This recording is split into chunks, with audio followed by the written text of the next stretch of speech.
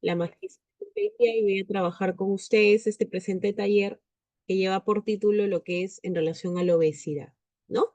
Todo lo que es concerniente a la obesidad, cómo corregir, ver un poquito más acerca de la dieta, ¿no? Y en este caso también cómo hacemos la medición, la parte diagnóstica de nuestros pacientes y cuáles son los cuidados que nosotros tenemos que preverlo a sí mismo. Muy bien. Cabe recalcar que en la actualidad la obesidad ya está siendo una de las enfermedades que está considerándose como una problemática de salud también en nuestro país, ¿no? Antiguamente la obesidad solamente era una característica que describía de manera física, se podríamos decir, ¿no? A una persona, pero en la actualidad ya la obesidad es considerado como un diagnóstico médico, ¿no? Ahora, ¿por qué es considerado como diagnóstico médico? Porque ya hay una repercusión, en este caso, en el área de salud, ¿no? Por ahí tenemos pacientes con diabetes, ¿no? Pacientes con hipertensión, con dislipidemias, que son un conjunto de enfermedades asociadas a este diagnóstico que sería la obesidad. Ya, así que es muy importante ponerlo en consideración para justamente evitar estas posibles complicaciones. Muy bien.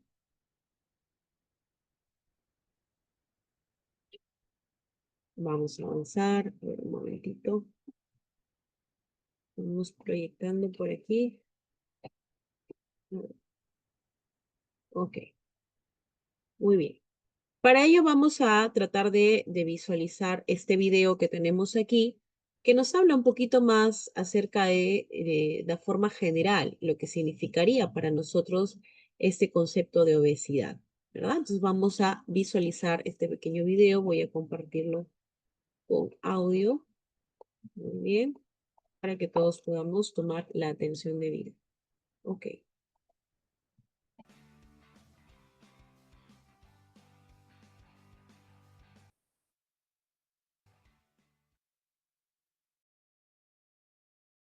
Utilizaré para definir la obesidad la definición de la Organización Mundial de la Salud, que la define como una acumulación de grasa excesiva o normal que puede ser perjudicial para la salud.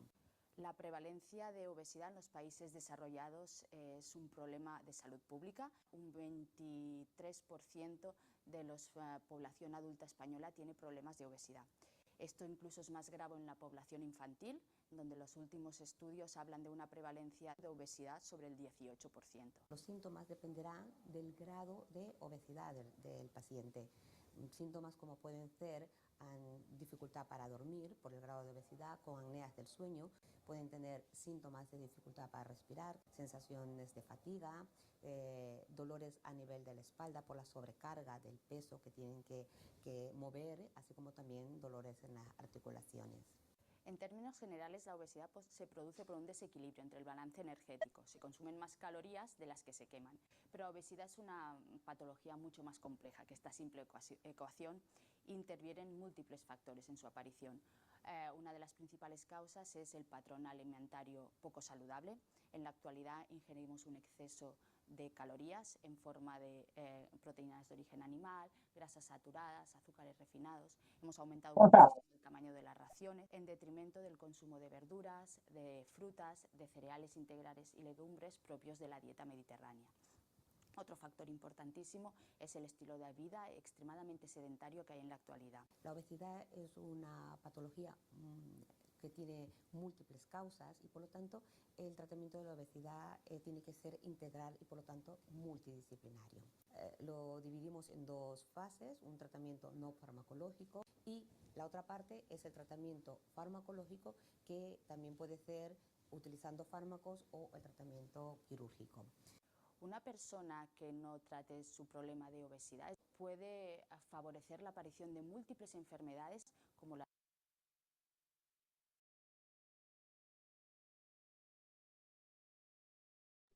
Ya, un momentito, voy a elevar el sonido. Creo que me están indicando que se escucha muy bajito. A ver, un momentito. diabetes tipo.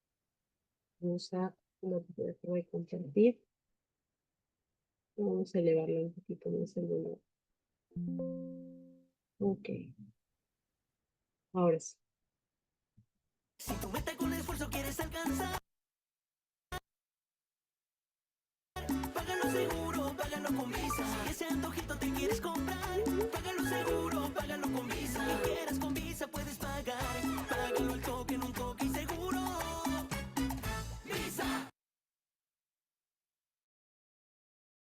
Utilizaré para definir la obesidad la definición de la Organización Mundial de la Salud, que la define como una acumulación de grasa excesiva o anormal que puede ser perjudicial para la salud. La prevalencia de obesidad en los países desarrollados es un problema de salud pública. Un 23% de la población adulta española tiene problemas de obesidad. Esto incluso es más grave en la población infantil, donde los últimos estudios hablan de una prevalencia de obesidad sobre el 18%. Los síntomas dependerán del grado de obesidad del paciente. Síntomas como pueden ser dificultad para dormir por el grado de obesidad, con apneas del sueño, pueden tener síntomas de dificultad para respirar, sensaciones de fatiga, dolores a nivel de la espalda por la sobrecarga del peso que tienen que mover, así como también dolores en las articulaciones. En términos generales, la obesidad se produce por un desequilibrio entre el balance energético. Se consumen más calorías de las que se queman. Pero la obesidad es una patología mucho más compleja, que esta simple ecuación intervienen múltiples factores en su aparición. Una de las principales causas es el patrón alimentario poco saludable. En la actualidad ingerimos un exceso de calorías en forma de proteínas de origen animal, grasas saturadas, azúcares refinados. Hemos aumentado muchísimo el tamaño de las raciones en detrimento del consumo de verduras, de frutas, de cereales integrales y legumbres propios de la dieta mediterránea. Otro factor importantísimo es el estilo de vida extremadamente sedentario que hay en la actualidad. La obesidad es una patología que tiene múltiples causas y por lo tanto el tratamiento de la obesidad tiene que ser integral y por lo tanto multidisciplinario. Lo dividimos en dos fases, un tratamiento no farmacológico y la otra parte es el tratamiento farmacológico, que también puede ser utilizando fármacos o el tratamiento quirúrgico. Una persona que no trate su problema de obesidad puede favorecer la aparición de múltiples enfermedades como la diabetes tipo 2, hipertensión, dislipemia, síndrome metabólico, en definitiva enfermedades cardiovasculares. Y muchas enfermedades asociadas también pueden ser el hígado graso, enfermedades osteoarticulares, síndrome de la apnea del sueño, infertilidad, tanto masculina como femenina, y también se ha visto una asociación directa entre obesidad y múltiples situaciones de cáncer, como podría ser el cáncer de mama en mujeres posmenopáusicas, de colon y recto, de riñón, de páncreas y de esófago. Es importante destacar que una persona, aunque tenga uno o varios factores de riesgo, puede prevenir la aparición de la obesidad siguiendo un estilo de vida saludable, manteniendo una pauta alimentaria adecuada, programada por un dietista nutricionista, y manteniendo una actividad física regular.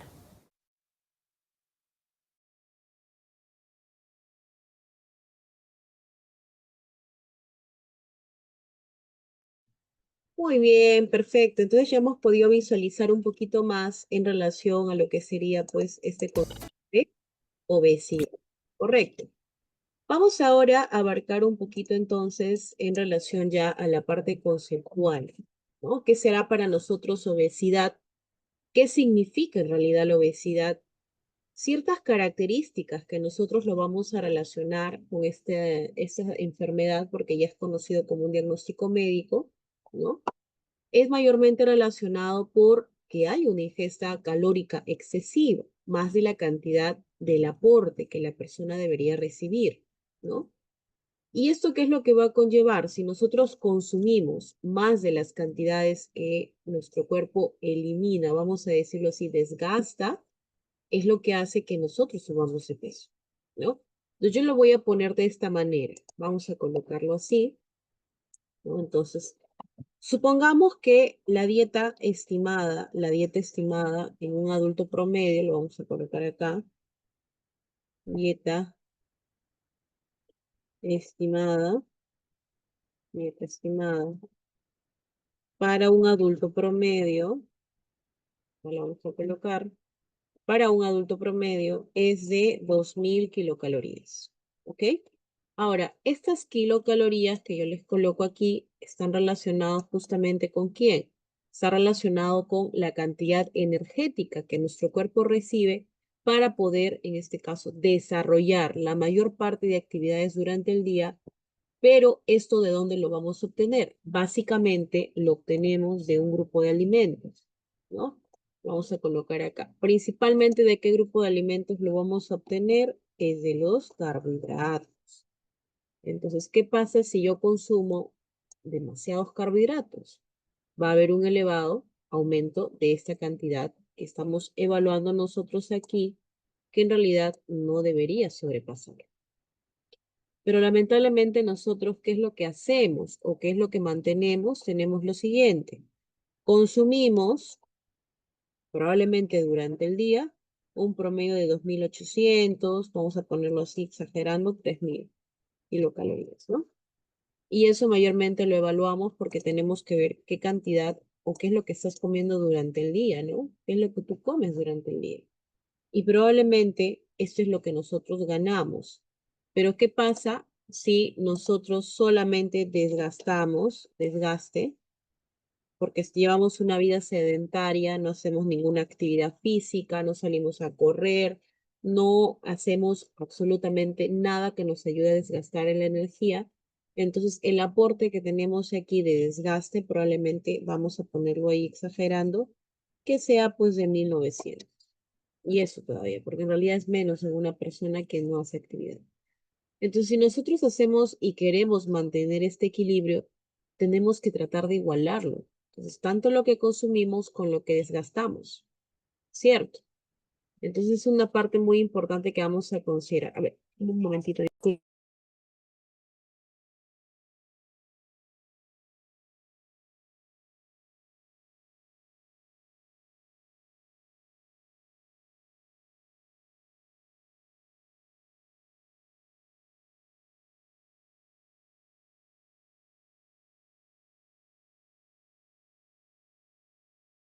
Ok.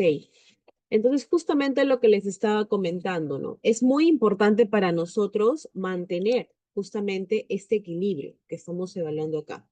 Entonces, si nosotros tratamos de mantener este promedio, entonces, ¿qué es lo que yo voy a hacer? Vamos a tratar de restar la cantidad que yo consumo con la cantidad que yo desgasto. Entonces, miren, lo voy a colocar aquí otro colorcito para que ustedes identifiquen. Entonces, en el ejemplo vamos a poner 2.800 es lo que yo consumo. Consumo, vamos a ponerlo acá, 2.800. De los cuales solamente desgasto, como lo que vimos acá, en este caso, 1.900. Si nosotros restamos como tal, ¿cuánto vamos a obtener?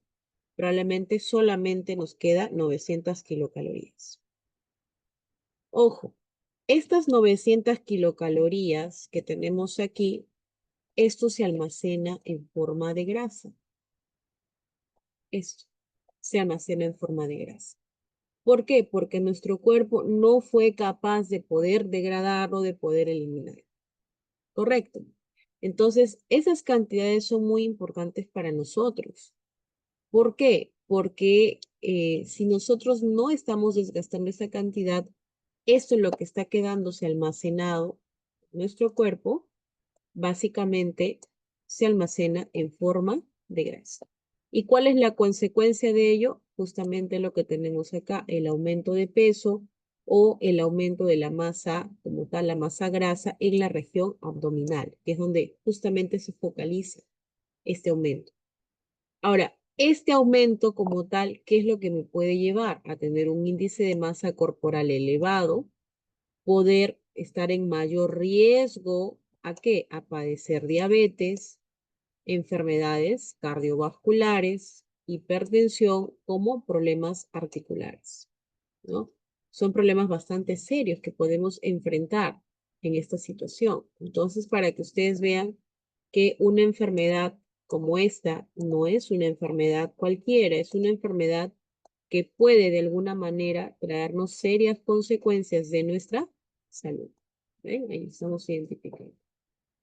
Entonces, ¿cuál es lo más importante que debemos considerar aquí? Es esto, ¿no? Los hábitos de vida saludables. Si nosotros tenemos hábitos, ¿no? Que son conductas, ¿no? Repetitivas que nosotros desarrollamos el día a día, como al menos caminar 30 minutos, hacer algún tipo de deporte, correr, no comer tantas grasas, específicamente la cantidad de carbohidratos. Vamos a poder tener como tal una dieta equilibrada y a la vez ejercicio regular, como estamos viendo aquí. ¿Ve?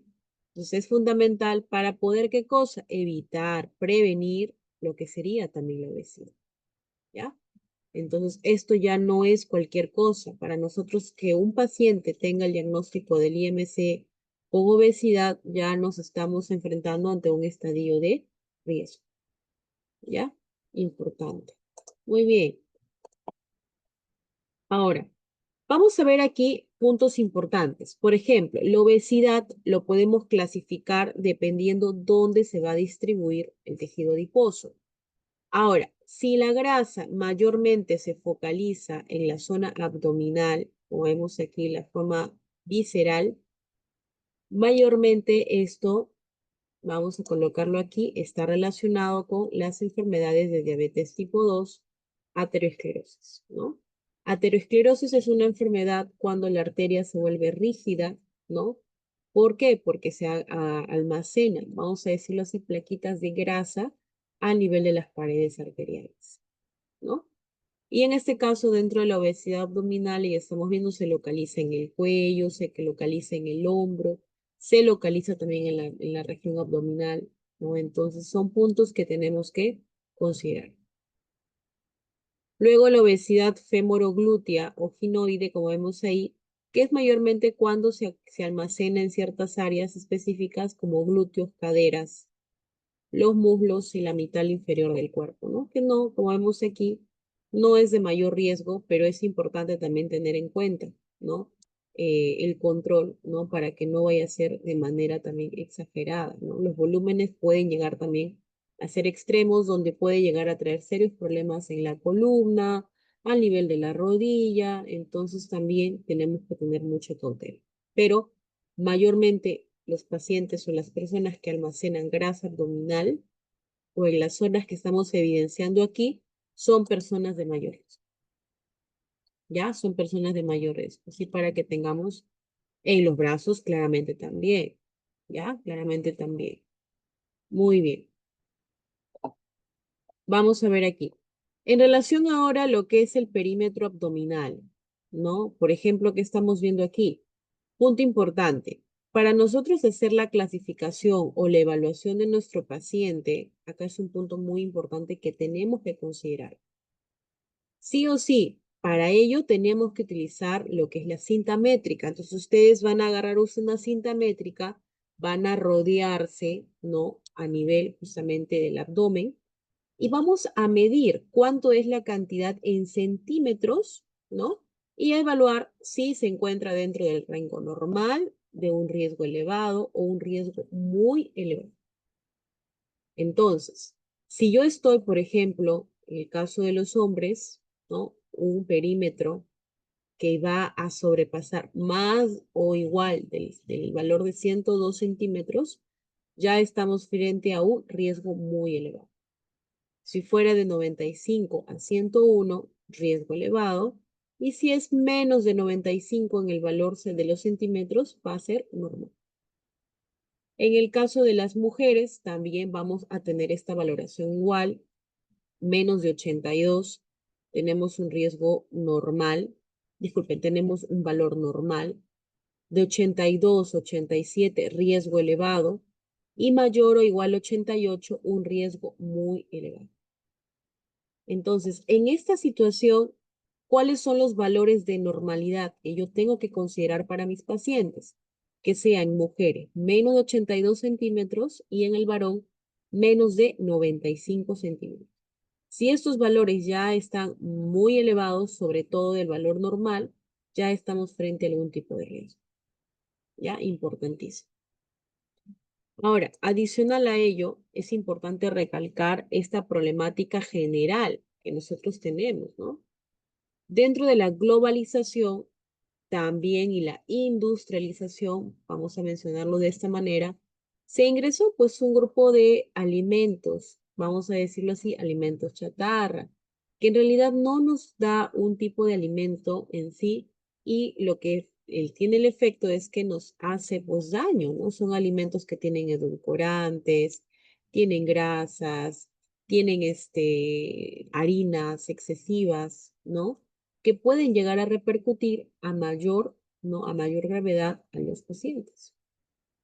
Entonces, si nosotros ya estamos frente con un paciente que tiene el diagnóstico, lo ideal es decirle, hay que hacer en lo máximo que podamos lo que es una pequeña dieta, ¿no? Al menos tener un espacio para poder consumir ensaladas, caminar un poco. Y esto es lo que va a ayudar a que el paciente pueda al menos regular un poco lo que es su peso. Entonces, dentro de ello tenemos que el 29% como dato de las personas consume comida chatarra al menos una vez al día, ¿no? Por ahí estamos yendo a consumirnos un poquitito de frituritas, una galletita o un dulcecito y ya estamos justamente frente a ese tipo de problemática, ¿no? Y en el caso de las frituras, 87.1% las consume con la misma frecuencia. Hay personas que están acostumbradas a comer todas las veces siempre papa frita, papas abundantes, carbohidratos, ¿no? Y que no tienen nada de saludable. Menos del 50% de peruanos logra consumir la mínima cantidad de fibra en los alimentos. Acá también, por ejemplo, se incluye, ¿no? Que de pronto, por el tema de que no lo quieren consumir, ya hay un riesgo mayormente evidente, ¿no? Ahora, ¿por qué es importante el consumo de alimentos a base de verduras? Principalmente porque nuestro cuerpo no tiene la capacidad de poder degradar, ¿no? Justamente a este tipo de patrones que nos emiten justamente los carbohidratos y por ello es que tú lo comes la verdura, la ensalada y así tal cual lo eliminas, solamente absorbes el agua, pero no te deja ningún aporte nutricional, ¿no? Y es indispensable que tengamos que tener lo que es un aporte. El 20,2% de personas a nivel nacional y el 33,6% consume excesiva cantidad de sal. ¿Esto qué significa? Que ciertos gaseosas, ciertos productos bicarbonadas, etcétera, tienen demasiada sal. Y si tengo un paciente diabético, es peor. Entonces ya tenemos que tener mucho cuidado, inclusive dentro de la dieta. El 70% de la población adulta peruana de 30 a 59 años va a sufrir de sobrepeso y obesidad.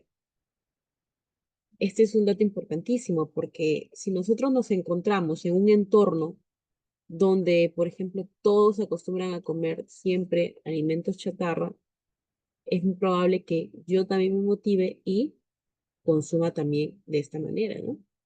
Entonces hay que tener mucho cuidado. El 70% de la población adulta peruana de 30 a 59 años sufre de sobrepeso y obesidad, como lo volvemos a recalcar. La mayor parte de la población sí sufre de algún tipo ya de diabetes.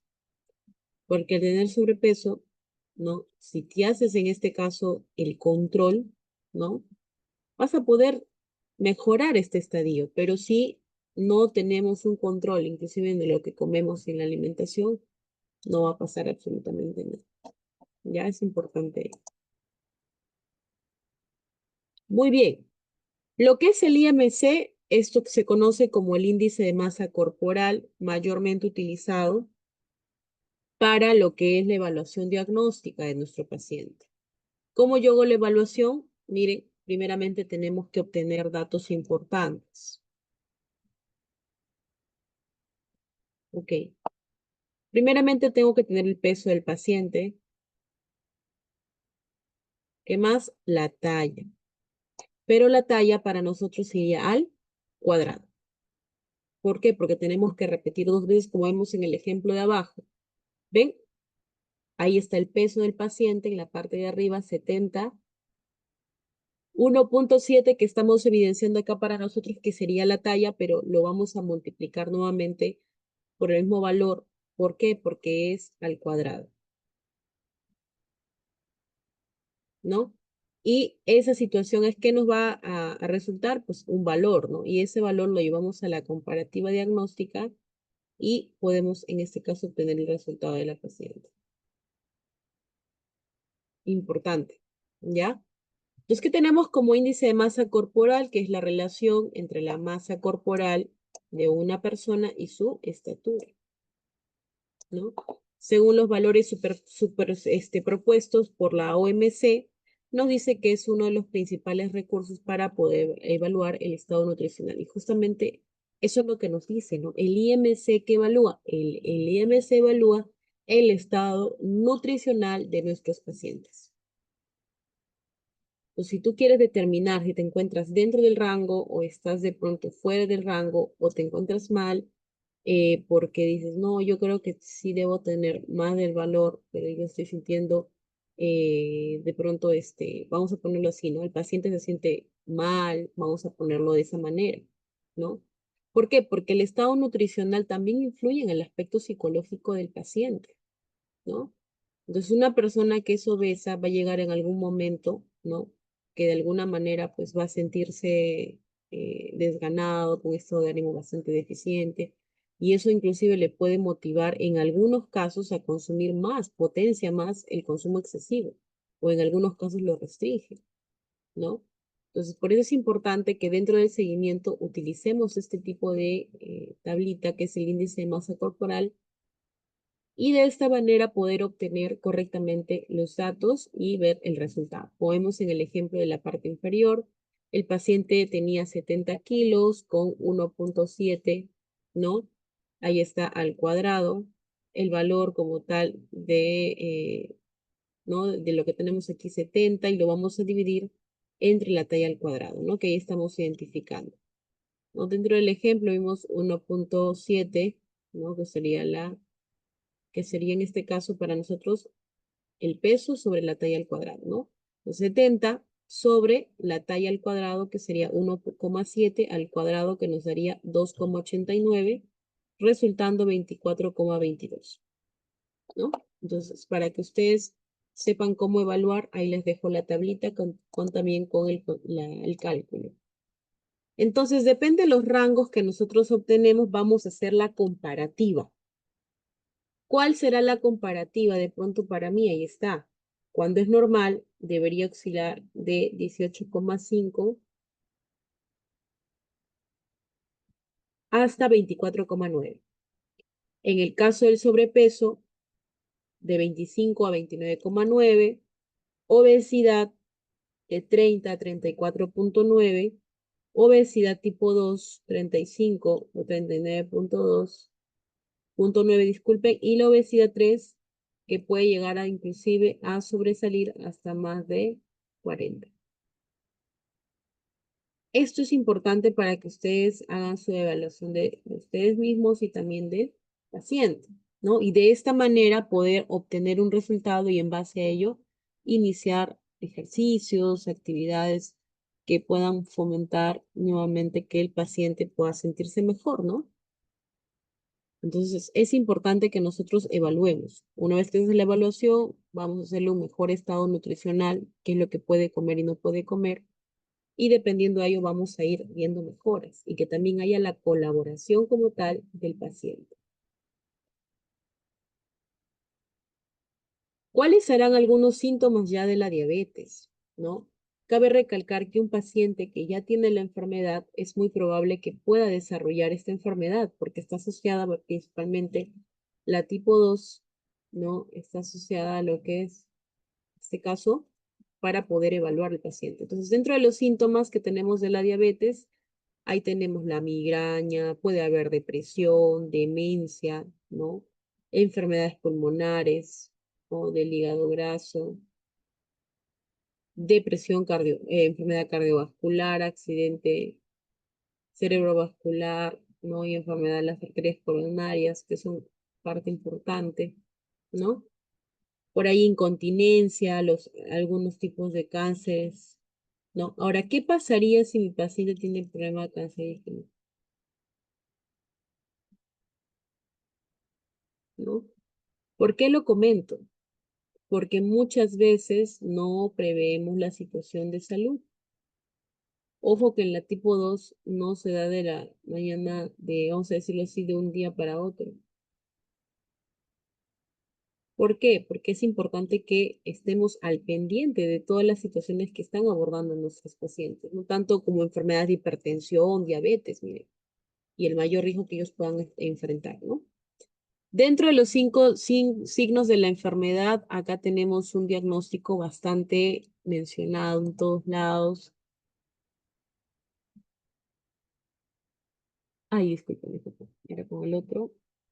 A esto justamente lo conocemos como el índice de masa corporal. Esto. O, disculpen, la acantosis nigricans, ¿no? Como estamos identificando acá, o también llamada acantosis pigmentaria, ¿ya? Son estos dos que vamos a evidenciar. En el tema de la acantosis, va a estar relacionado con la coloración, igualmente como ustedes le revise el cuello.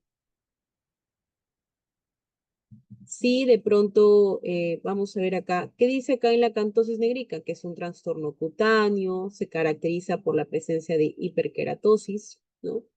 Vemos acá en el paciente, miren, principalmente eso lo notamos en pacientes que son gorditos, ¿no? Ustedes se van a dar cuenta, cuando se suben al vehículo, al carrito, por ahí van a ver que el cuellito se torna de color negro,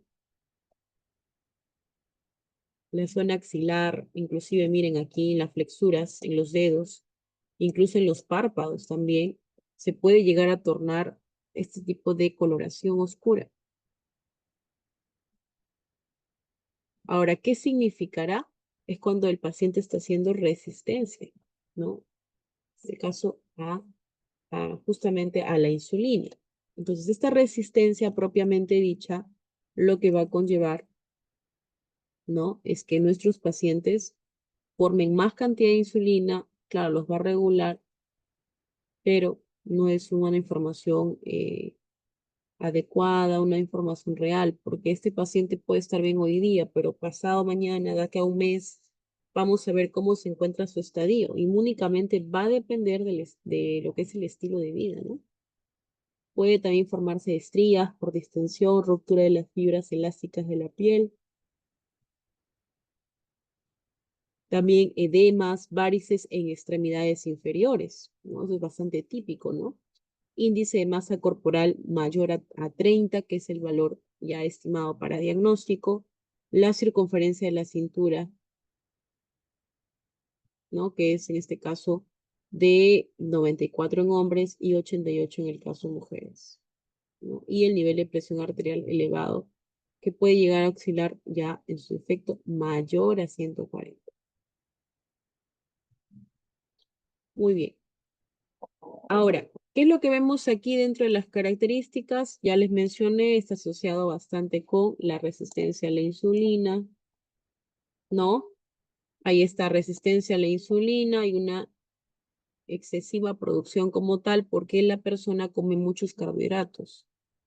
Entonces, como nuestro cuerpo es inteligente, trata de compensar esas necesidades con, en este caso, vamos a decirlo así, se suple, ¿no? Porque al final el abordaje lo hace el área de salud, ¿no? Entonces es importante que nosotros estemos atentos y alertas dentro de las intervenciones que se realizan los pacientes. Y dentro del tratamiento en esta situación, principalmente dieta, hacer ejercicio, ¿no? Afecciones médicas. Por ahí también, vamos a borrar aquí, podríamos incluir parte también del estilo de vida de forma general, ¿no? El sueño también influye. Bien. Dentro de las causas de la diabetes va a depender muchas veces de ciertas características, ya sea la edad.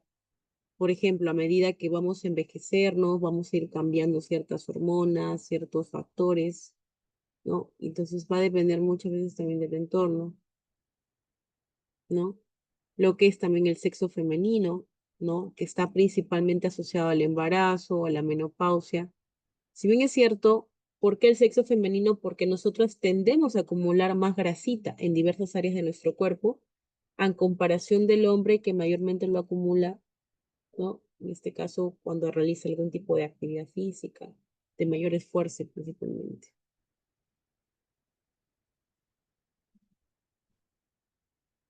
¿Qué más? La raza, ¿no? La obesidad tiene un alto grado de incidencia en las personas que tienen la coloración un poquito de negruzca, ¿no? Que estamos viendo aquí. Y la alimentación poco saludable, ¿no? Que está asociada también que eh, acá en realidad son varios factores en la alimentación poco saludable, porque muchas veces tiene relación con el impacto social que tenga sobre nosotros, ¿no? Ejemplo, si yo me encuentro en un grupo de amigos que ellos siempre acostumbran a ir a comer a un restaurante donde consumen alimentos chatarra, no más frituras, ¿no?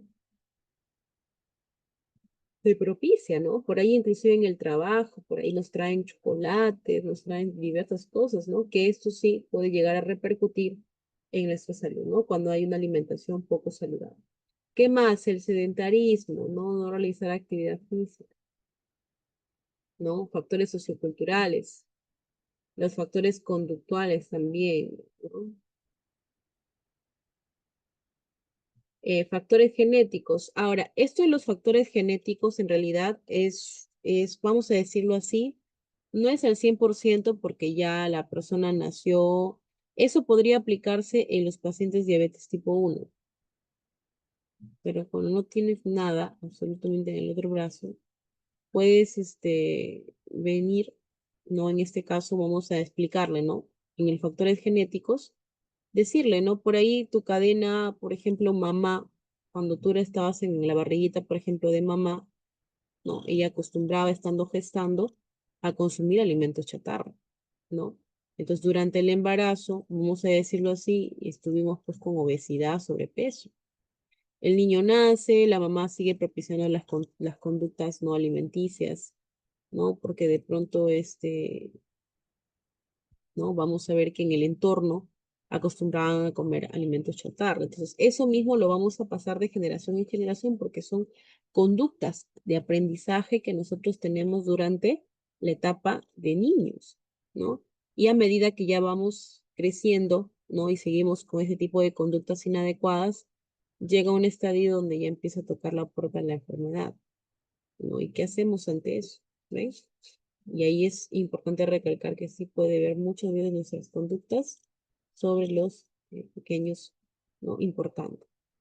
¿Qué más? Ciertos medicamentos, ¿no? Hay algunos medicamentos que pueden provocar la ganancia de peso, ¿no? Que es importante también evaluar si es indispensable, ¿no? Que el paciente ese medicamento lo tome, ¿no? O no lo tome, ¿no?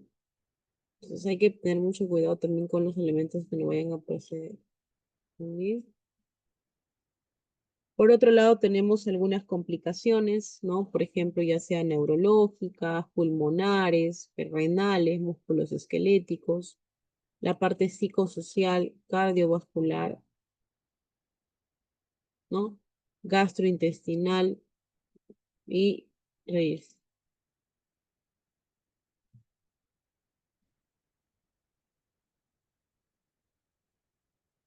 Bien, ok. Ahora, creo que, si no me equivoco, voy a consultar, no sé si el área académica va a brindar algún comunicado antes de continuar para hacer una pequeña pausa, ahorita que ya son las 5 en punto. No sé si va a mandar también la lista para poder dejarles este espacio y de ahí continuar con la siguiente parte, por favor. Sí, profesora, en un ratito le voy a adjuntar el link para los estimados para que se puedan registrar a quienes desean adquirir su certificado. ¿Le dan unos momentos, por favor? Sí, adelante. Te doy un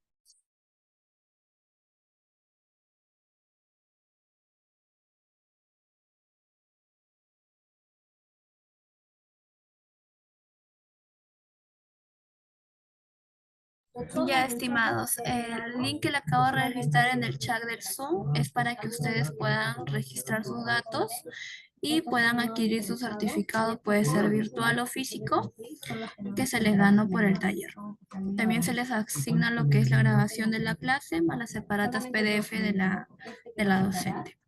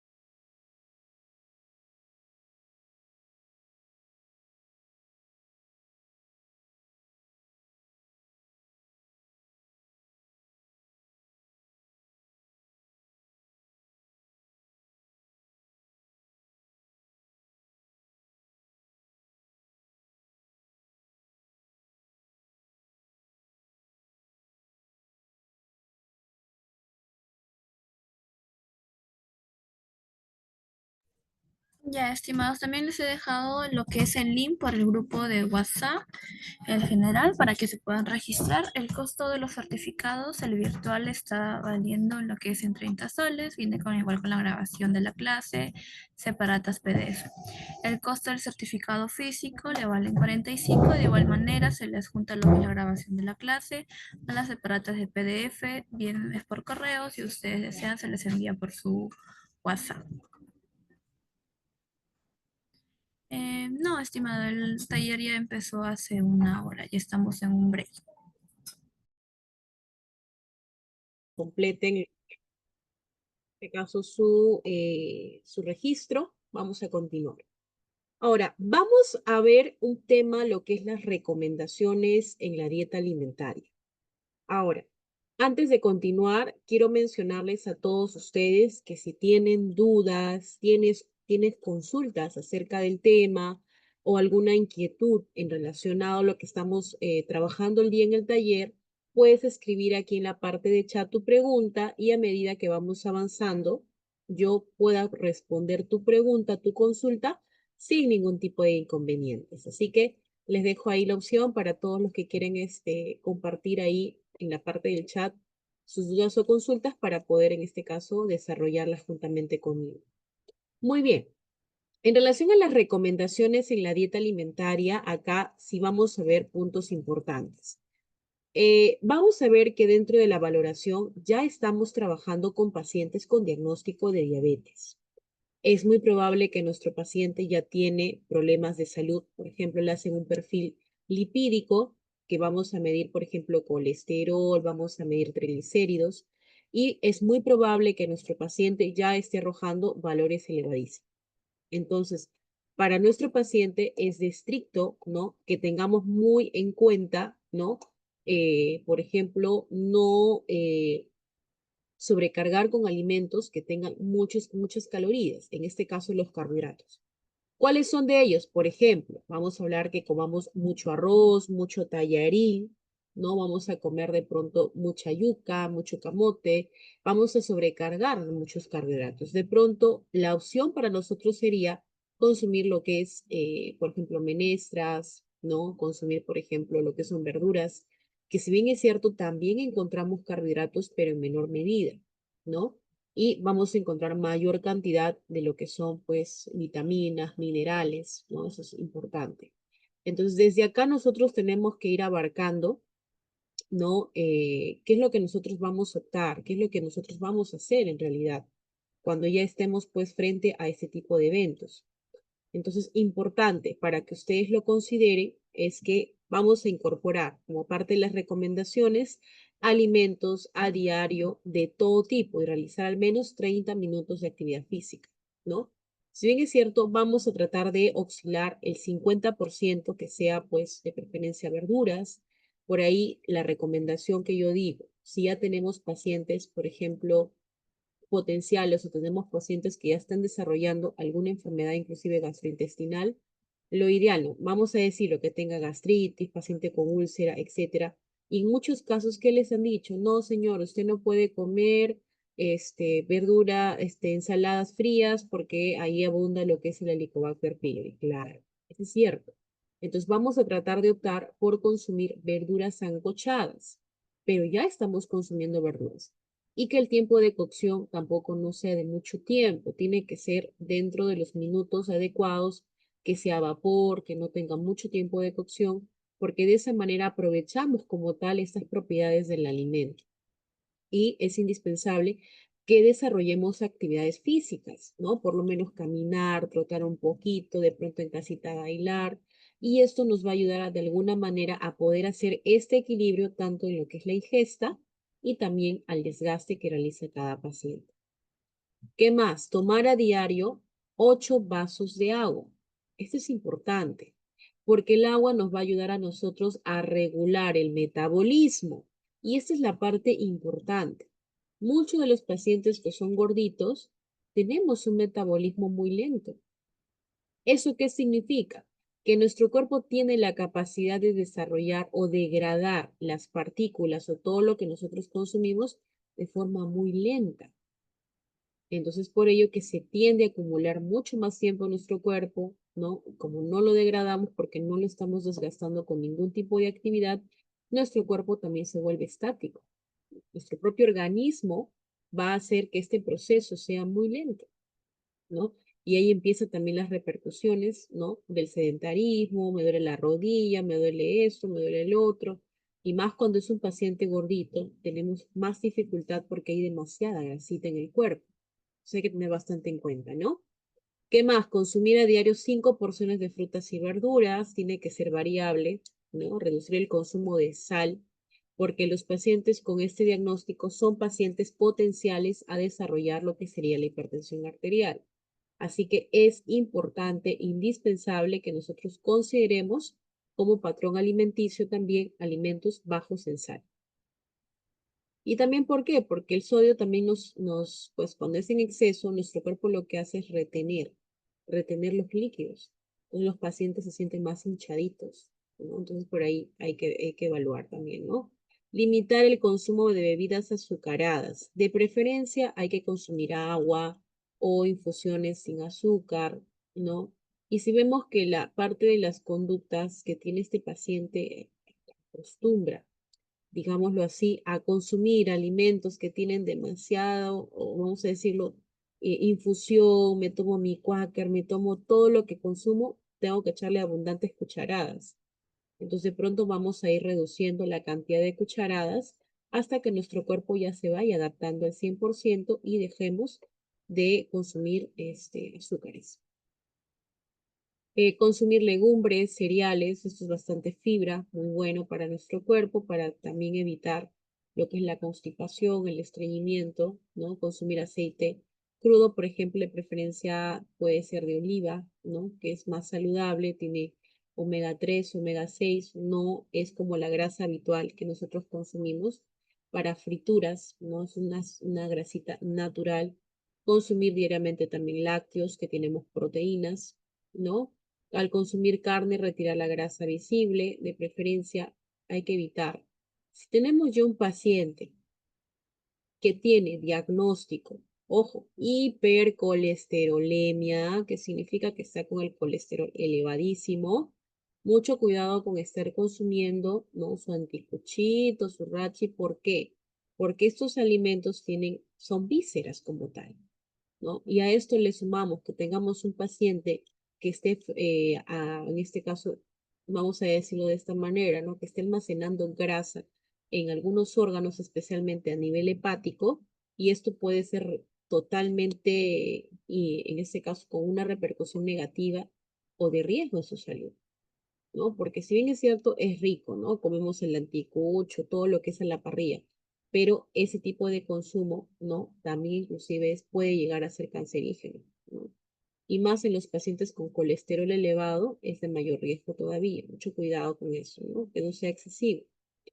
El consumo de bebidas alcohólicas también, ¿no? Es un dato bastante importante porque el tema del alcohol pues altera también este patrón, ¿no? Te llena de mayor cantidad de gases, tiene también alta cantidad de carbohidratos y es un riesgo también para nuestra salud, ¿no? Tanto a nivel arterial, a nivel renal, puede llegar a tener altas complicaciones.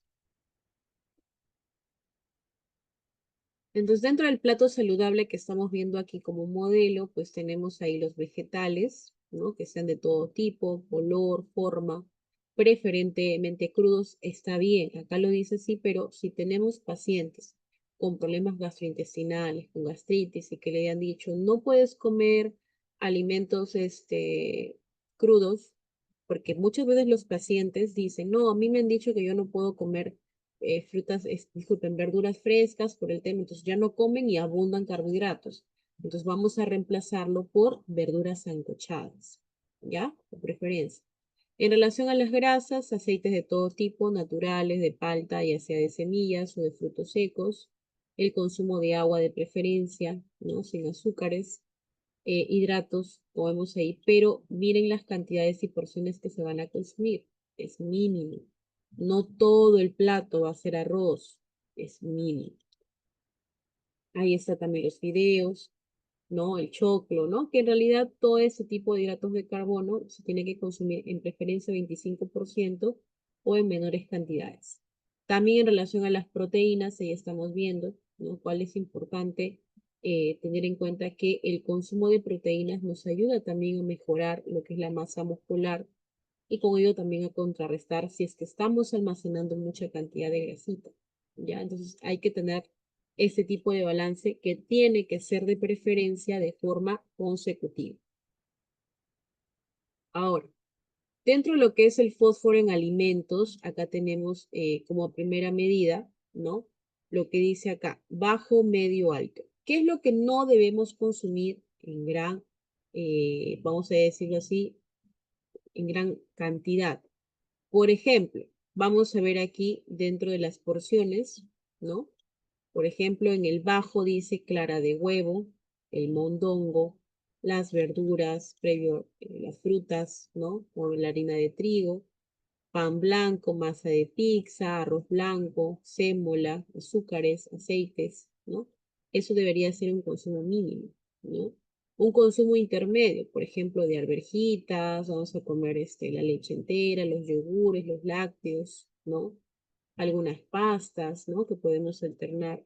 Y en el caso de alto, mayormente propiciamos con alto cantidad. No, acá en el alto lo que estamos viendo que son alimentos que tienen propiedades ya de riesgo para nuestra salud. Por ejemplo, ¿no? Que estemos consumiendo en exceso chocolate, bebida cola, ¿no? Frutos secos que pueden ser, ojo, como maní y pasas, que estos sí son, no los recomiendo porque tienen demasiada azúcar.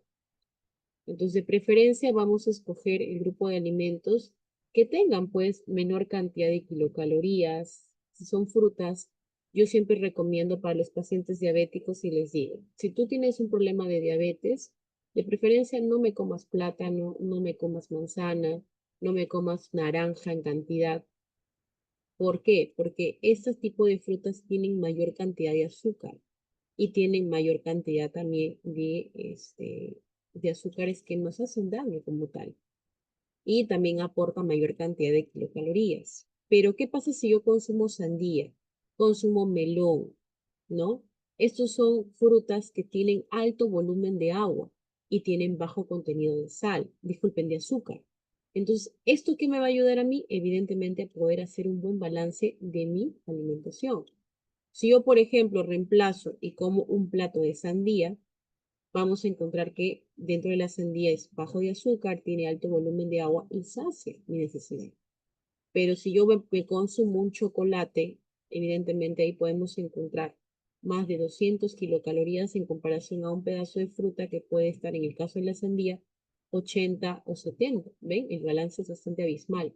¿Y cuál me llenó? La sandía, porque tiene bastante volumen de líquido. Entonces, a la par también nos estamos hidratando, ¿no?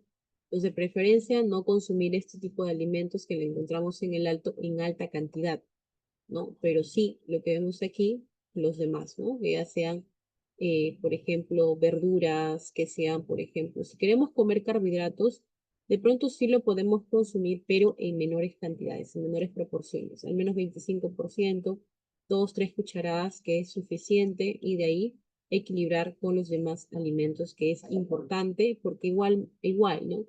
Yo, por ejemplo, digo, ya, por el tema de la diabetes, de la enfermedad de la obesidad, de pronto ya me han restringido todo tipo de alimentos, ya no voy a comer nada, y me pongo en ayunas, hago tipo de medidas estrictas. Entonces, ¿qué es lo que te va a conllevar a ello? A tener anemia, a tener desnutrición o el efecto rebote, ¿no? Que estoy haciendo mi dieta, no como 3, 4 días bien y después me estoy zampando todo en la noche. Entonces, no estamos hablando absolutamente de nada. Es importante que comamos en porciones pequeñas durante el día, al menos 5 veces, pero en mínimas cantidades, porque lo que nosotros queremos es reducir, en este caso, el ingreso de la cantidad de ingesta calórica. Por ejemplo, ¿cuánto debería ser un promedio, según algunos datos, para poder bajar de peso? En el ejemplo que vimos al inicio, decíamos que esta persona consumía algo de 2.900, 1.800. Pero aquí, para que pueda la persona realmente mantener mayormente la dieta estimada, La dieta estimada va a estar enfocada a lo que se conoce con el déficit calórico. El déficit calórico. Y este déficit calórico, ¿qué significa? Que voy a tener que consumir menos cantidad de alimentos que tengan carbohidratos y aumentar alimentos, pues, como tal, que sean frutas, verduras y mantener un equilibrio. Que más o menos la alimentación auxilie mínimo 1800 kilocalorías. ¿Ven? Entonces, este valor para nosotros es importante porque yo de pronto cuando agarro una galletita, agarro cualquier producto, algo muy importante que yo les invito a que ustedes hagan, revisen en la parte posterior que diga valoración nutricional. Y ahí ustedes van a buscar este símbolo que les coloco KCAL, que significa kilocalorías. Pues ustedes van a buscar y te van a indicar por cada 100 gramos que te dice ahí de galleta, lo que estés consumiendo, va a equivaler a 60 kilocalorías, 30 kilocalorías. Entonces, desde ahí tú sacas tus conclusiones de qué es lo que estás consumiendo. En una sola galleta, probablemente estás consumiendo ya 500 kilocalorías. ¿Y cuántos te quedaría para tu almuerzo, tu cena? ¿Ven? Es importante equilibrar por eso las porciones.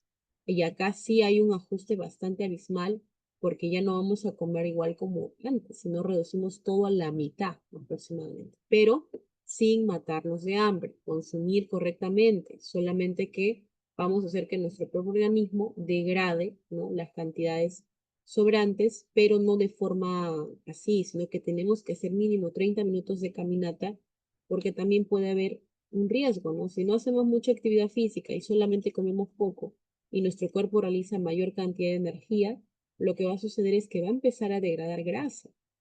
Y eso ya es un indicativo también un poco peligroso para nuestra salud, porque degradamos, liberamos lo que son cuerpos cetónicos, que esto sí es un poco peligroso y más cuando tienes la diabetes tipo 2. Así que hay que tener un poco de cuidado también por ese lado. Muy bien, muy bien. Voy a ir respondiendo algunas preguntitas mientras que vamos avanzando. Ok, dice por aquí. En tu parte, bueno, cuando salen cositas en la parte íntima es porque hay diabetes, va a depender. A ver, ¿qué específicamente es? Porque en el caso de la diabetes, vamos a ver en este caso que vamos a relacionarlo más con el sistema urinario, ¿no? Porque un paciente que tiene complicaciones, como vamos a decirlo así, de la tipo 2, puede llegar a desarrollar lo que es la nefropatía diabética. Entonces la orina sale con olor a manzana, es una orina más espumosa, hay mayor relación también a tener más infecciones, porque la glucosa está demasiado elevada en nuestra sangre. Entonces sí hay un riesgo de que podamos desarrollar lo que es más que todo mayor riesgo de infecciones, pero hay que tener en cuenta a qué te estás refiriendo. Entonces, yo te lo explico de esa manera. Ahora, si ya visualizamos otras cositas, ya estamos viendo frente probablemente a otro tipo de enfermedades. Ya hay que tenerlo, hay que verlo eso también. Dice, la sal no es bueno para la tiroides. Estás con un problema de tiroides. Ya, pero miren, normalmente cuando estamos con pacientes que tienen enfermedades de la tiroides, vamos a ver qué tipo de tiroides tiene, si es hipo o hiper. Si vamos a ver que es un paciente que tiene hiper, probablemente estamos con sobreexceso, ¿no? Pero eso es una hipo. En el caso del hipotiroidismo estamos viendo que la cantidad de, bueno, sal yodada, vamos a decirlo así, está bastante mínima. Y justamente estas son de las causas que pueden llegar a provocar enfermedades como el bozo, ¿no? Entonces, si estamos frente a una hipotiroidismo, sí la recomendación es que tenga un poquito del consumo, pero dentro de los valores que nos indican, ¿no? Y aparte de los medicamentos, ¿no?, que el paciente va a tener, ¿ya? Porque a ellos sí se les da medicamento, tanto lo que es para la T3, T4, ya sí o sí tienen tratamiento. Pero hay que evaluar si es hipotiroidismo o es hipertiroidismo, porque no es lo mismo, ¿ya? Ok, dice por acá, carbohidratos malos es igual a carbohidratos simples. Ya, pero en este caso, cuando hablamos de los carbohidratos simples, ¿a qué nos estamos refiriendo? Porque Hay muchos conceptos. Entonces tú me dices carbohidratos malos. Si vamos a hablarlo de forma general, ¿no? De forma general en relación a la dieta, vamos a mencionarlo, pues, en este caso, que son alimentos, carbohidratos más pesados, o sea, que tienen más cantidad de carbohidratos que otros.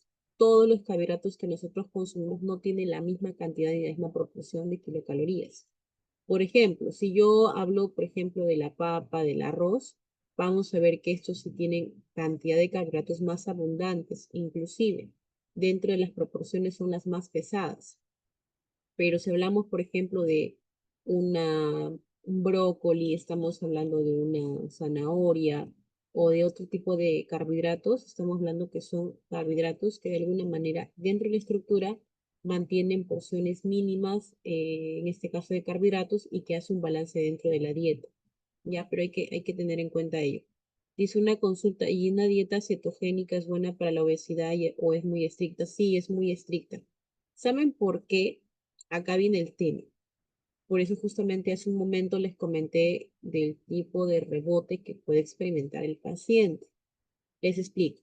En la diabetes tipo 2 es una enfermedad donde nuestro cuerpo, si bien es cierto, llega a producir, en este caso, insulina, pero no produce la insulina adecuada para poder mantener esta cantidad de glucosa en nuestra sangre, ¿no? Entonces, ¿qué es lo que pasa? La persona que, por ejemplo, puede ser candidata, está consumiendo demasiados carbohidratos, azúcares, grasas, etcétera, y puede llegar a superar más de lo que su propio organismo puede regular. ¿Por qué? Porque si hay un exceso, ¿qué dice nuestro páncreas? Vamos a tener que producir más cantidad de insulina para regular la cantidad de carbohidratos, en este caso relacionados con la glucosa que estás consumiendo. Entonces, si son muy excesivos, entonces el cuerpo dice, bueno, ya para tratar de regular vamos a producir más insulina. Ok, perfecto. Entonces producimos más cantidad de insulina, ¿no? Y evidentemente esto va, entre comillas, a tratar de controlar estos excesos y la glucosa siempre va a estar normal ante un examen de laboratorio. Pero va a llegar un momento, un tiempo, donde esta persona no hace actividad física, no se cuida, no toma sus medicamentos, etcétera, y piensa que el propio organismo lo va a regular porque le hacen el examen y está normal. Entonces llega un momento donde el paciente dice, ya, voy a hacer mi dieta, ya no quiero comer nada, voy a ser muy estricto, pero estamos viendo que en su cuerpo tiene más almacén de grasita que otro tipo de compuestos que son más saludables, que no consume proteínas, evidentemente. Entonces, ¿qué es lo que va a suceder? Se restringe de toda comida y su cuerpo, ¿qué es lo que va a hacer? Va a intentar degradar todo lo que es grasa. Y cuando degrada lo que es grasa, ojo que no es, es saludable, empieza a liberar lo que son los cuerpos cetónicos. Y de ahí viene justamente la dieta cetónica. ¿Por qué? Porque si nosotros no tenemos un estricto control, en este caso seguimiento del paciente, ¿qué es lo que puede llegar a suceder? Estos cuerpos cetónicos son tóxicos para nuestro cuerpo. Entonces va a llegar un momento donde inclusive el paciente puede llegar a colapsar y puede llegar a dañar ciertos órganos o en su defecto tener el efecto rebote, que de pronto consumía poquito y de pronto le dio un arrancón y empezó a comer más cantidad y también empieza el tema de la salud. Entonces, hay que tener mucho cuidado con estas dietas porque si bien es cierto, a veces lo consideramos muy estricto. Yo la recomendación que les doy a todos es que hagamos lo siguiente. Comamos poquitas cantidades durante el día, no nos matemos de hambre, come bien, no te mates de hambre. Incluso muchos nutricionistas te lo van a decir. Solamente lo que tú tienes que hacer es disminuir las proporciones de comida que vas a tener en el día. Te lo explico. Supongamos, normalmente todos tenemos en algún momento esta pequeña ansiedad de querer comer, ¿no? A cada rato. Entonces, ¿qué es lo que vamos a hacer? Vamos a colocarlo aquí. Mañana, ¿no? De pronto en la mañana me tomo solamente un vasito de avena, me tomo, por ejemplo, un huevito sancochado y media tajadita de pan, tostadita. Y si no quieres, mejor te comas pues tu avenita con tu huevito sancochado y ya está. Pero estás comiendo algo. Pero mira, ya lo relegué, le vamos a quitar el pan. Si antes comías 2 panes, ahora vas a comer ni siquiera uno, entonces es la mitad de un pan. Más o menos calculando un vaso de avena con poquita azúcar o de pronto le puedes echar un poquito de miel natural, porque incluso lo que venden los edulcorantes, el sucralfato, también no es bueno, que son de base de caña de azúcar. Ya se ha dicho que no es saludable. Entonces es lo mismo que estuvieras consumiendo azúcar. Entonces por ahí tu vaso de avena o tu vasito de café, medio vasito de café. Ojo, el café en la mañana actúa como un antioxidante, pero un café que sea en la mañana, que sea sin azúcar, solo en la mañana. Si tú quieres comer en la tarde, en la noche, con altas cantidades de azúcar, ya no es absolutamente medicinal, vamos a decirlo así. Ya. Pues que tú consumas en la mañana tu vaso de avena, tu huevito sancochado, ahí más o menos estaríamos viendo que estarías consumiendo, exagerando ya. Vamos a ponerle sus 300 kilocalorías, o más o menos, porque no tiene mucho el huevito ni tampoco la avena. Ahí está, en la mañana. Después a la media mañana te antojó una frutita, por ahí te puedes comer o frutos secos, porque los frutos secos tienen menor cantidad de kilocalorías y tienen más propiedades de omega 3, omega 6, aceites naturales. Entonces por ahí tú me dices, no, me voy a comer por ahí una manzanita, puede ser, pero la mitad porque tiene mucho azúcar. La naranja tampoco no se consume en exceso. La recomendación es medio vaso de naranjita al día, no es demasiado, ¿ya? Porque hay muchos se llenan, piensan que tomándose un vaso lleno de jugo de naranja ya están compensando y ya evidentemente eso no les va a ayudar, ¿ya? Si quieres consumir tu media cantidad, tu vasito de jugo de naranja, al menos la mitad, ¿ya? La mitad.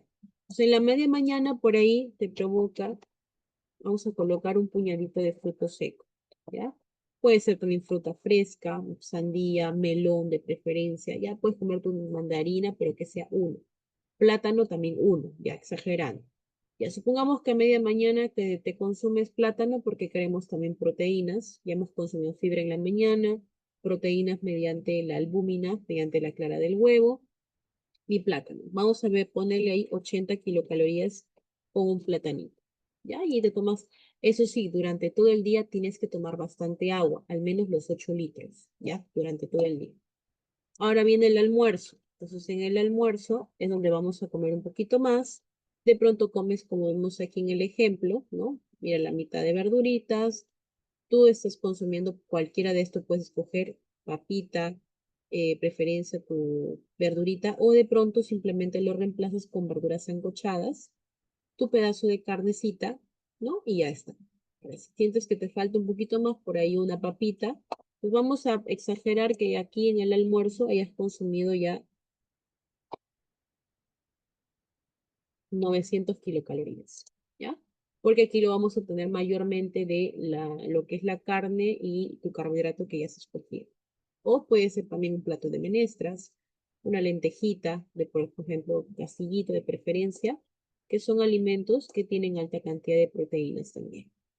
Muy bien, entonces hasta acá ya estamos en el almuerzo. A media tarde te provoca igualmente, no sé, comerte una fruta, comerte de pronto una mazamorrita, exagerando, ya, pero de preferencia que sea lo más natural. Pongámosle una fruta o frutos secos, ¿ya?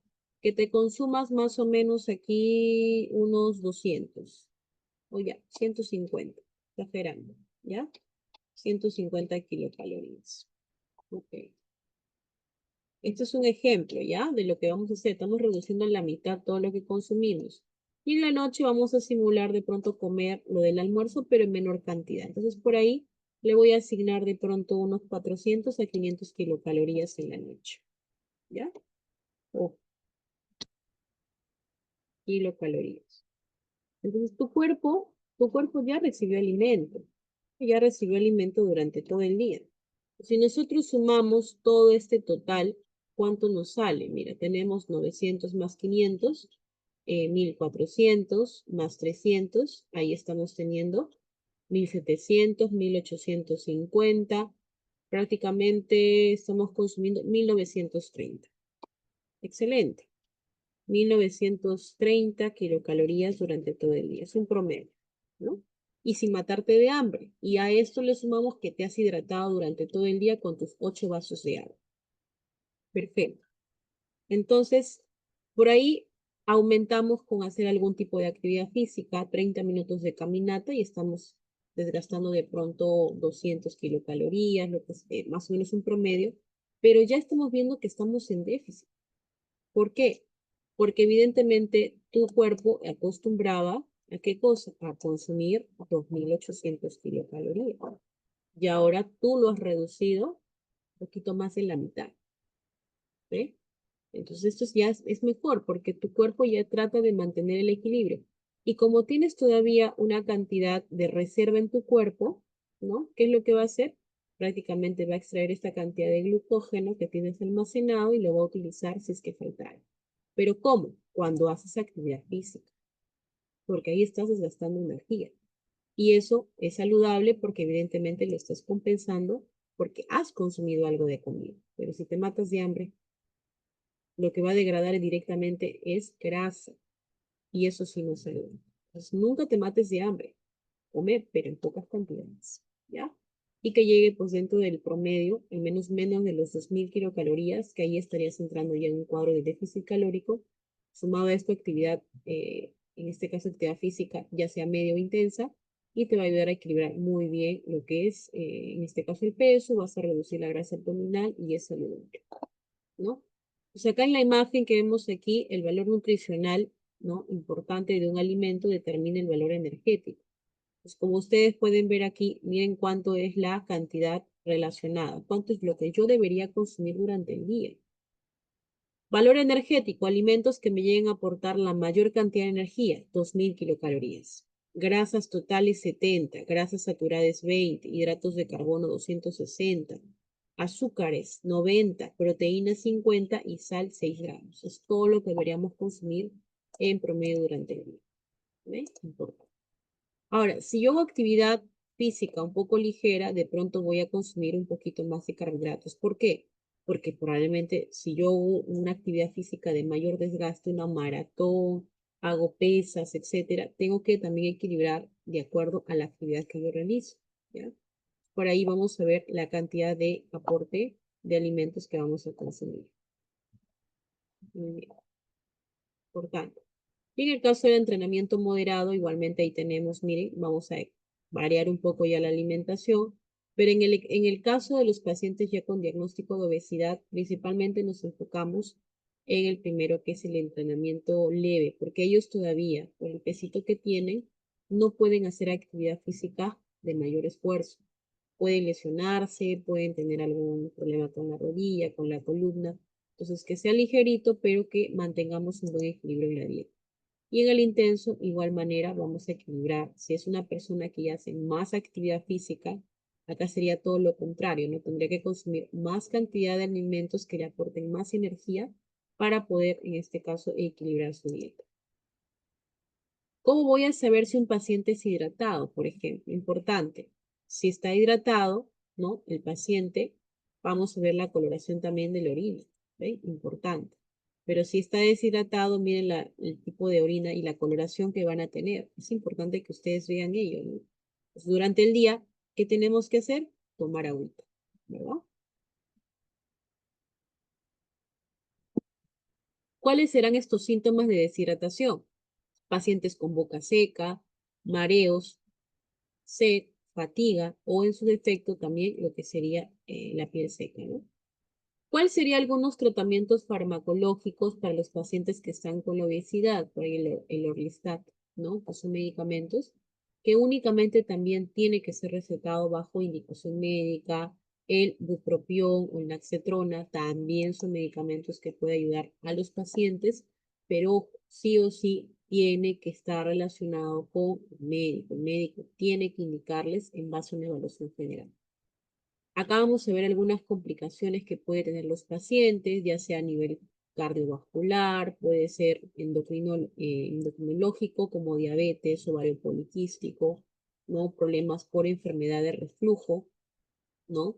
La demencia, ¿no? Puede también afectar parte de la calidad de vida, a nivel respiratorio, ¿no? A nivel urológico, la incontinencia urinaria, dolor de espalda, ¿no? Cáncer también, algún tipo de cáncer, también ocasionar mayor ansiedad, ¿no? Estrés, depresión en los pacientes, ¿ya? Entonces es importante que lo tengamos en cuenta. Muy bien, antes de ver este videíto voy a ver algunas preguntitas antes que se llegue a aumentar un poquito más. Dice, ¿qué pasa si una persona come en el almuerzo fideos con verduras a media mañana, rol de canela con maní y la cena mini panqueque? Uy, no, pero es demasiado. Tenemos que ver, ¿es un paciente obesito o es un paciente que está dentro del peso normal? Yo te invito, Xiomara, que le hagas su índice de masa corporal a tu paciente. Si te sale dentro de los valores que les presenté, con un riesgo inclusive de sobrepeso para obesidad, hay que reducir de preferencia este tipo de alimentos que acá yo estoy viendo más carbohidratos que alimentos que tengan más proteínas, más verduras. Claro, el fideo está bien, pero ya vamos a ver qué porciones también le brindamos. Si no es un paciente diabético, es un adulto mayor, por ejemplo, ahí sí, tenemos que equilibrar la dieta. Si son pacientes que son ya obesitos, panqueques, yo creo que no. Hay que reemplazarlos por frutitos de preferencia. Sí, es cierto, Carlos, pero yo te recomiendo que intentes con los frutos secos.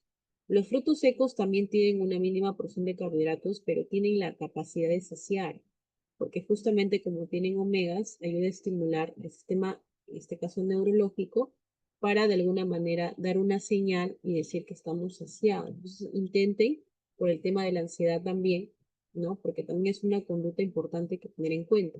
La mayor parte de los pacientes que tienen obesidad es que tienen mucha ansiedad, ¿no? Lo típico de los pacientes diabéticos, ¿no? Entonces es importante darles de pronto frutos secos que puedan ayudarle a minorar este grado de ansiedad y también darles bastante agua, bastante líquido. Dice, ¿es cierto que el estómago se puede achicar si sigue una dieta de unas 5 semanas? Claro, si reduces a la mínima cantidad, claro que sí se adapta. Inclusive te comento, si tú a tu cuerpo le acostumbras entre 3, 4 días a comer menos cantidad, incluso a pesar de que tienes hambre, pero ya le estás educando a consumir menos cantidades, créeme que tu cuerpo ya no te va a pedir más comida, porque nuestro cuerpo básicamente se adapta a lo que nosotros le vamos brindando, incluso el estómago. Yo sé que poco a poco, la primera semana va a ser un poco más difícil, porque está tu cuerpo acostumbrado a consumir porciones grandes. Pues el estómago es como simplemente, es un músculo elástico que se estira, que se estira, que se estira. Pero si tú nuevamente le das porciones mínimas y lo vas acostumbrando, poco a poco se adapta y ya no te va a pedir cantidades excesivas de comida. Claro, es que no vas a comer zapallo. Por ahí, yo a todos les digo así, pacientes que tienen ansiedad, cómete tu fruto seco o come frutas, preferentemente sandía, melón, porque mango tiene mucho azúcar, la manzana tiene mucho azúcar, el plátano igual, pero podemos consumir media, por ejemplo, un platanito, una mandarinita, no quiere decir que no la puedas consumir, pero no pues todo el bolsón de mandarina, toda la mano de plátano. Entonces ahí estamos, ahí es equilibrar, ¿no? El tema de las comidas. Dice, algunas etiquetas indican su aporte y otros en calorías. Existe, ya, claro, siempre la mayor parte de los alimentos que vas a ver dicen calorías o kilocalorías, pero casi es equivalente. Tienes que ver, si la dieta estimada del valor que te indica dice kilocalorías, tú simplemente te basas con ello. Pero si no te dice kilocalorías, si solo te dice calorías, haz el equivalente igualmente con el valor que te dan. Pero en Perú mayormente todos dicen kilocalorías, ¿no? Eso hay que verlo también. Dice, ¿cómo puedo identificar que estoy en sobrepeso con mi talla y peso? Claro, Elizabeth, justamente al inicio del taller, entras acá, miren, vamos a antes de avanzar a todos, les mostré esa tablita del índice de masa corporal. Miren, acá igualmente lo tienes en el material. Esto. Y esta es la fórmula. Ahí está peso sobre talla al cuadrado. Y ahí está el ejemplo de cómo calcular. ¿Ya? Para todos los que han llegado después y no saben cómo saber, en este caso, si se encuentran o no se encuentran dentro de ese valor. Muy bien. Sí, es el hábito, Carlos. Es el estilo de vida. Si tú acostumbras a tu cuerpo, evidentemente, a comer más, te va a pedir menos. Si le das menos, te pide menos. Y el cuerpo se acostumbra. Pero sí es cierto que la primera semana es un poco tedioso. Si pasas la primera semana, créeme que vas a poder tranquilamente pasar los demás, las siguientes semanas. Porque mayormente en promedio el organismo se adapta entre vamos a decir hace 4 o 5 días, ya que se acostumbra a que ya no le vas a dar las mismas proporciones. Entonces, también es importante ello, ¿no? Pero ahora, cabe recalcar, si tú haces actividades de mayor esfuerzo, no tampoco te mates de hambre. Come las proporciones, aunque sean mínimas, para saciar o en su defecto toma bastante agua, ¿ya? Que te va a ayudar a mejorar también el metabolismo más rápido y evitar que se almacene más grasita en la sección abdominal. A ver, yo no como tanta sal, pero retengo demasiado líquido. Ah, Cindy, pero tendríamos que evaluar en tu caso qué es lo que está sucediendo. Si tienes el diagnóstico de diabetes tipo 2, que puede ser el caso, tendríamos que evaluar si estás con algún problema renal, porque el tema de que estés reteniendo mucho líquido, puede haber un tema renal ahí que no estemos bien. Entonces tenemos que tener en cuenta ese dato, ¿ya? Ah, ya, dice una fórmula por consumo de igual. Sí, claro que sí. En el caso del consumo de líquidos, nosotros optamos esta fórmula, ya que son 30 mililitros por kilogramo de peso. Entonces, supongamos que, vamos a poner aquí, que yo peso, vamos a ponerlo aquí, 65 kilos, voy a multiplicar por 65. Cabe recalcar que nuestro cuerpo básicamente es más del 55% agua. Entonces, sí o sí tenemos que estar correctamente hidratados. Entonces, yo multiplico 30 por 65. La pregunta que me dijo por ahí, vamos a ver cuánto nos sale. Entonces, aquí vamos a ver. 30 por 65, ¿cuánto es lo que yo debería consumir? Por ejemplo, prácticamente casi los 2 litros de agua. Pero si pesamos un poco más, tenemos que consumir un poquito más, ¿ya? Pero este es el estimado de las cantidades, ¿ya? Para mantener un buen equilibrio. ¿Ok? Y al final, ¿no? Para estar correctamente hidratados. Muy bien. Listo. Ajá, peso sobre talla al cuadrado. Ah, Xiomara, si es súper delgada, tienes que darle, pues, alimentos. Ahí sí es todo lo contrario. Si la paciente es delgada, tienes que balancear. Si es diabética, tener un poco cuidado con la dieta, mantener la dieta que te comento. Pero si no es diabética, sí o sí, darle, ahí sí sería lo contrario, darle un poquito más de carbohidratos, pero saludables, no grasas, no frituras, no azúcares. Pero más cantidad por ejemplo, le puedes dar mayor proporción de tallecito, papita, verduras sancochaditas, sus proteínas, porque tampoco no es excedernos con ello. ¿Ya? Ok, muy bien. Entonces ahí estamos, ¿ok? Vamos a ver este videito para poder ya terminar esta partecita ya importante. Entonces voy a ponerles aquí. Ya su negocio quería crecer, convirtió su cero en un POS Visa. Lucía más postres quería vender, cobró con línea de pago sin una web tener. Cobra seguro, crece y crece, haz que tu negocio progrese.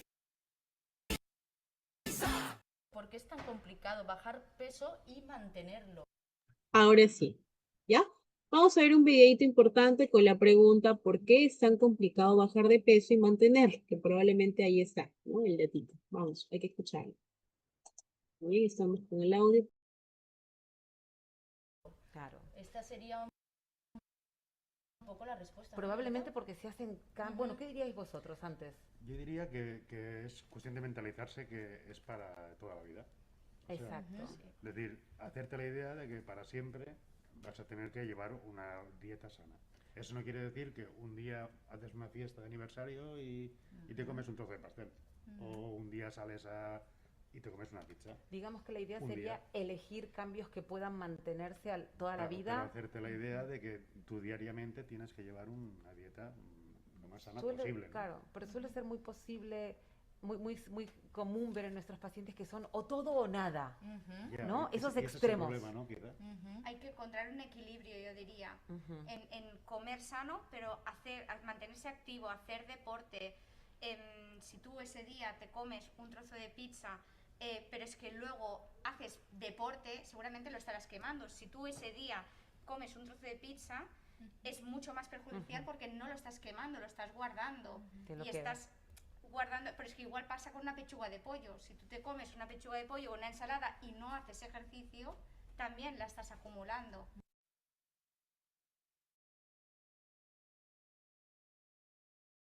Ok, chicos, datos importantes como lo que estamos viendo justamente aquí, ¿no?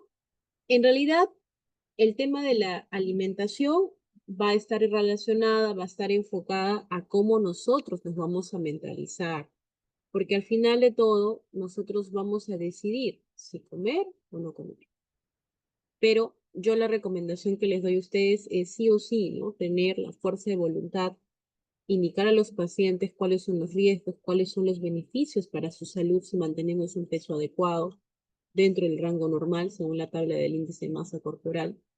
Porque cabe recalcar que un paciente con sobrepeso, candidato para diabetes, ya estamos enfrentando riesgos, como por ejemplo, tener las enfermedades que hemos mencionado, hipertensión, problema de diabetes, problema de hipercolesterolemia, problemas infinitos que evidentemente nos van a, en este caso, a dañar nuestra salud. Por ejemplo, propiamente de los pacientes que desarrollan la diabetes, problema de visión, retinopatía diabética, nefropatía diabética, cardiopatía diabética, neuropatía diabética. Miren las infinitas causas que puede llegar a tener, ¿no? Por ahí dolores de espalda, dolores de rodilla, ¿no? Empezamos con la resistencia también a la insulina, el collarín que yo le digo, ¿no? Que se vuelve todo oscurito el cuellito, todas las zonas de flexura. Y es un candidato también bastante complicado. Entonces ahí hay que tener bastante cautela. Darles la fuerza de voluntad. Tú quieres mejorar, no quieres mejorar, hay que reducir las porciones, pero no lo mates de hambre. Porque la diferencia, tú lo matas de hambre a tu paciente, no quiere comer, prácticamente quiere entrar en su ayuno, no quiere comer, va a pasar 2, 3 días y ya no aguanta y se zampa todo lo que puede comer y el efecto rebota. Pero si tú le das porciones mínimas en la comida, no se mata de hambre el paciente, el cuerpo se acostumbra, el cuerpo se adapta y va a continuar con ello hasta que el paciente lo decida, ¿no? O hasta mejorar su estado de salud. Porque al final todo eso es un estilo de vida, ¿verdad? Importante. Muy bien. Dice, tengo un paciente que tiene las venas un poco hinchadas en su rodilla. Ah, pero hay que ver, Carlos, ¿es una paciente, es un paciente gordito? O qué tipo de diagnóstico tiene, porque eso también tenemos que ver. Ah, si es gordito, claro.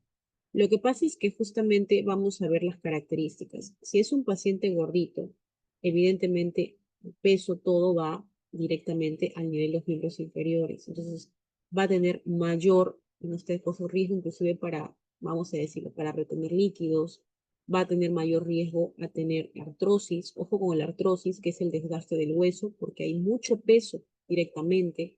Entonces, eso también implica que las venitas a nivel inferior son mucho más delgaditas, son mucho más finas, que evidentemente pueden estar almacenando lo que es grasa. Puede ser que tenga un paciente con arteriosclerosis, que significa que a nivel arterial las arterias se vuelven rígidas, tortuosas, porque se acumulan placas de grasa. O sea, que dentro de las paredes de las arterias se almacenan grasa y al final se vuelven frágiles. Entonces rápidamente se fracturan, se dañan. ¿Ya? Entonces hay que tener un poco de cuidado con ese tema de la salud también, ¿no? Miren cuántas repercusiones podemos evidenciar. Ok. Dice, ¿cuántas kilocalorías por día? Aproximadamente, como les dije, va a depender de lo que quiera el paciente, pero lo mínimo son 2000 kilocalorías. Si es una persona que quiere entrar en déficit, de preferencia de 1850 a 1900, vamos a reducirlo, porque normalmente el peruano aproximadamente consume en promedio más de 2800. ¿Por qué? Porque en el desayuno comemos 2 panes, una avena, en la mañana una galletita, media almuerzo un arroz con pollo, papa a la huancaína. Ya ustedes se imaginan que ahí nomás ya colapsamos con más de 2000 y tantos. Y ni siquiera han cenado. Vamos a ver que durante el trabajo, lo que estamos haciendo, estamos picando varias cositas. Y muchas veces no son saludables. Y a veces ni siquiera tomamos agua. Ya es un patrón muy importante que tenemos que considerar. Claro, Margarita, por eso te indico, mayormente hay que ver. Primero, haz tu índice de masa corporal, calcula tu peso sobre talla al cuadrado. Si te sale sobrepeso, yo te recomiendo, por ejemplo, que tú puedas consumir menos de 2000 kilocalorías. Trata de hacer un estimado. ¿Cómo tú lo puedes evaluar? Por ahí vas a revisar los productos. En internet podemos indagar. ¿Cuántas proporciones, por ejemplo, en kilocalorías tiene, por ejemplo, comer esta cierta cantidad, por ejemplo, de carne? La porción de carne mayormente son 50 gramos.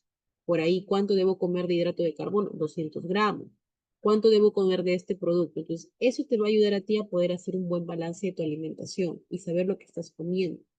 Yo les invito a todos que de todo lo que estamos comiendo hay que reducirlo al menos una 3/4 parte o al menos la mitad. ¿Ya? Para obesidad grado 2, sí, entonces estamos en una situación un poco más crítica. Yo te recomiendo una dieta estimada para que, como estamos iniciando todavía, no puedes sobreexagerar al cuerpo hasta que se empiece a adaptar. Hay que tratar de comer el estimado a menos de 2000 kilocalorías, porque te aseguro, Margarita, que tu dieta puede estar inclusive más de los 2000 a 3000 kilocalorías por día. Entonces, hay que tratar de reducir a menos, por lo menos 2000, que es el estimado normal, y trata de caminar un poquito, de ambular, para que puedas equilibrar un poquito también el tema del pesito. ¿Ok? Muy bien, estimados, me hubiera gustado compartir un poquito más de tiempo con ustedes. Ya tenemos el tiempo de la hora del taller. Y bueno, con ello estaríamos terminando. Les dejo por acá el área académica para que les pueda compartir un poquito más a ustedes. Y ha sido un gusto poder brindarles el taller el día de hoy. ¿Ok? Que todos tengan muy buenas tardes. Por ahí creo que el área académica tiene algún comunicado antes de cerrar la sesión de hoy día, por favor.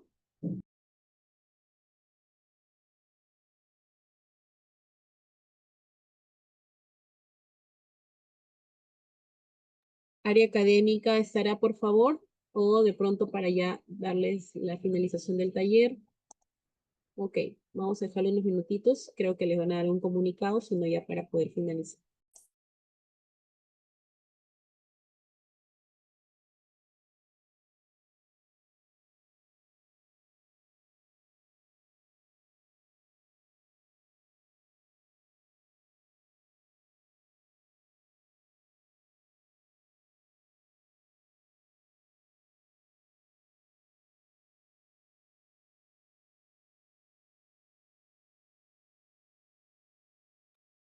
Ok, estimadas, como no, al parecer creo que ya doy las pautas para que todos se registren como les indicaron a todos ustedes. Seguramente ahí ya les van a dar o les van a brindar información. Conmigo sería hasta otra oportunidad. Que tengan todos muy buenas tardes. Hasta luego.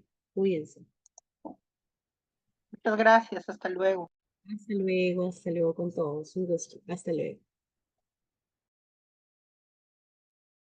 Hasta luego, licenciado. Gracias. Hasta luego, hasta luego, hasta luego. Cuídense. Muchas gracias. Hasta luego. Gracias por su información. Gracias, Miss. Buen día. Cuídense, cuídense.